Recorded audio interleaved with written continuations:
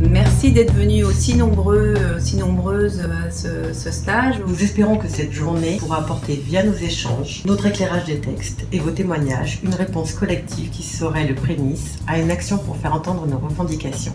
Il y a des besoins et je crois qu'il faut arrêter de s'auto-censurer sur le fait que non, on ne les aura jamais ces postes. C'est peut-être vrai, n'empêche que si on ne les demande pas... Je pense que la définition de l'heure d'enseignement, on va essayer de faire tourner la question, et je ne trouve toujours pas ça évident, je ne sais toujours pas si je fais des heures d'enseignement ou pas. Donc il faut quand même un texte qui cadre, qui corresponde à ce qui se fait, aux pratiques, sur le terrain.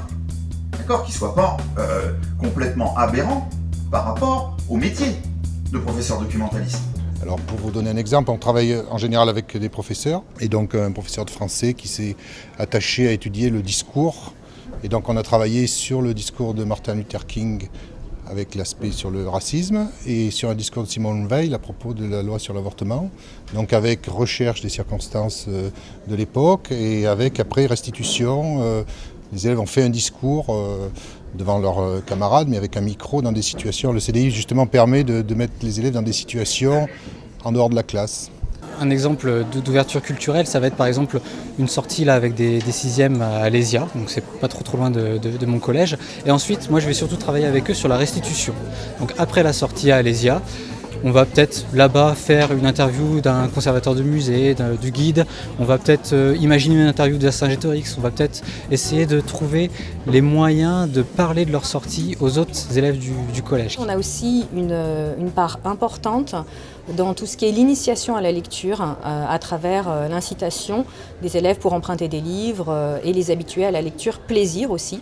Donc en cela, on travaille de toute façon en partenariat avec les professeurs de discipline et pour la lecture, les professeurs de français notamment. Je travaille beaucoup avec la petite section du lycée professionnel sur un prix Méditerranée des lycéens, un peu comme le Goncourt des lycéens. Là, c'est un prix Méditerranée régional et ce sont des premiers romans. Donc on lit 3-4 romans et les élèves votent pour leur auteur préféré et on fait venir l'auteur en question. Alors notre rôle, c'est de mettre à disposition de la communauté éducative, donc à la fois des élèves, mais aussi des enseignants et aussi des administratifs, et aussi de toute la communauté du lycée, de mettre des documents à disposition qui peuvent être extrêmement variés. C'est une partie intéressante du travail, donc ça va du roman aux annales pour passer un concours, aux DVD, donc voilà, il faut acheter, traiter, proposer, indexer tous ces documents. C'est un travail intéressant et assez chronophage aussi. Moi j'ai créé un journal du collège au Murau. Donc un journal de collège permet une ouverture à la fois sur les médias, parce que c'est vraiment aussi une de nos revendications en tant que professeur documentaliste, l'éducation aux médias qui est vraiment primordiale.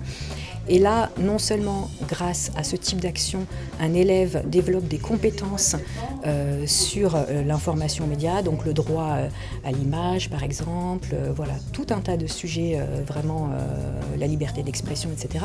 Mais aussi, cela permet de relier des sujets d'actualité pour les élèves. Bah oui, c'est un beau métier, professeur documentaliste. Il faudrait que ce soit un peu plus connu par nos chers collègues de discipline, par nos chers chefs d'établissement, mais voilà, pour nous c'est vraiment la panacée quand on a des bonnes conditions, quand on accepte nos missions dans l'établissement.